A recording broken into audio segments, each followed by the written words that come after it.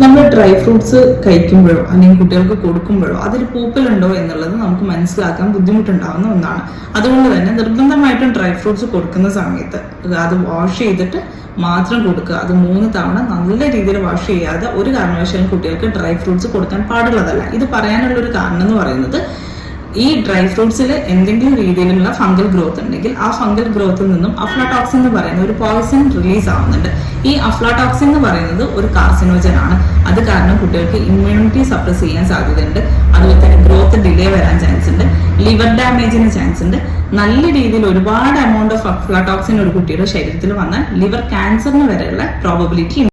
Soak ചെയ്ത് കൊടുക്കുന്ന ആൾക്കാരാണെങ്കിലും നിർബന്ധമായിട്ടും വാഷ് ചെയ്തതിന് ശേഷം മാത്രം സോക്ക് ചെയ്യും. ഇങ്ങനെ പറയാനുള്ള കാരണം എന്ന് പറയുന്നത്, വാഷ് ചെയ്യാതെ സോക്ക് ചെയ്ത് കഴിഞ്ഞാൽ അതിലുള്ള ബാക്ടീരിയ ആയിക്കോട്ടെ ഫംഗി ആയിക്കോട്ടെ ഈ പറയുന്ന 5 to 12 മണിക്കൂർ നമ്മൾ സോക്ക് ചെയ്യുമ്പോൾ ഇതിന്റെ ഗ്രോത്ത് എൻഹാൻസ് ചെയ്യുക ചെയ്യുന്നത്. അതുകൊണ്ട് ഒരു കാരണം